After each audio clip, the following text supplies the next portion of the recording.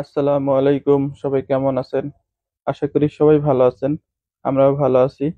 তা যাই হোক, আজকে ঘুম থেকে উঠে সকাল সকাল সিঙ্গারার সাথে ভিডিওটি শুরু করলাম। আজকে আমার বন্ধের দিন। মেয়ে স্কুলে গেছে, তাকে বাইরে নিয়ে যেতে হবে, সে বায়না করে গেছে। তা যাই হোক, আমিও মেয়ের আশায় বসে আছি। বাসায় কিছু টুকটাক কাজ ছিল, কাজগুলো শেষ করে আমরা মেয়ের জন্য অপেক্ষায় বসেছিলাম। তা যাই হোক, এর ভিতরে মেয়ে বাসায় চলে আসছে। আমরা রেডি হয়ে বাইরে বের হলাম। তা বাইরে বের হয়ে রাস্তায় আসতেই দেখলাম আমার বাড়ির পাশের স্কুলে খেলাধুলা হচ্ছে পোলাপানে। তা ওদের খেলাধুলা দেখে সেই শৈশবের কথা মনে পড়ে গেল।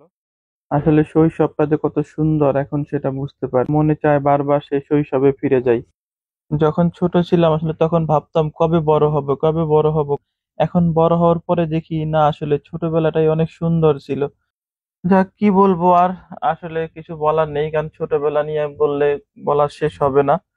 তা এখন মেয়েকে নিয়ে চলে আসলাম।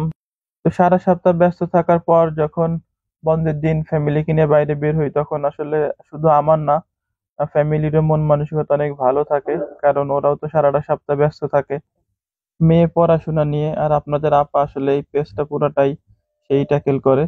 আমি হয়তো মাঝে সাঝে সময় দেই। পেজটা আমার, কিন্তু আসলে সময়টা বেশিরভাগ আপনাদের আপাই দেয় সবকিছুতেই। আর মনে করেন যে বর্তমানে বাচ্চাদের যে ব্যস্ততা, আমরা বড়রা আর কি ব্যস্ত থাকি, তার থেকে বেশি ব্যস্ত থাকে বাচ্চারা।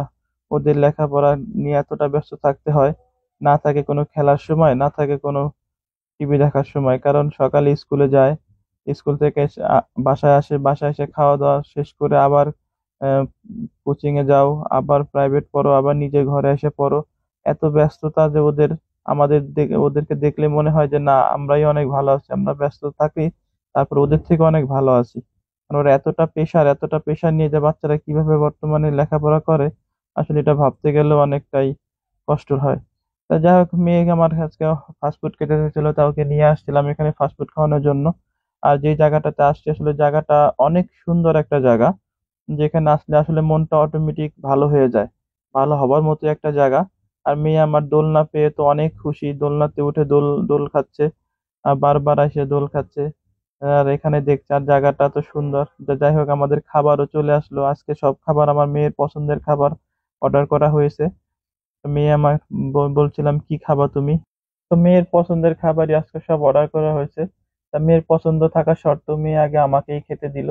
যাই হোক, এর থেকে বড় আর কি পাওয়ার থাকে, যে মেয়ের পছন্দের খাবার অর্ডার করার পরও মেয়ে না খেয়ে আগে আমাকে বললো, বাবা তুমি টেস্ট করে দেখো কেমন হয়েছে।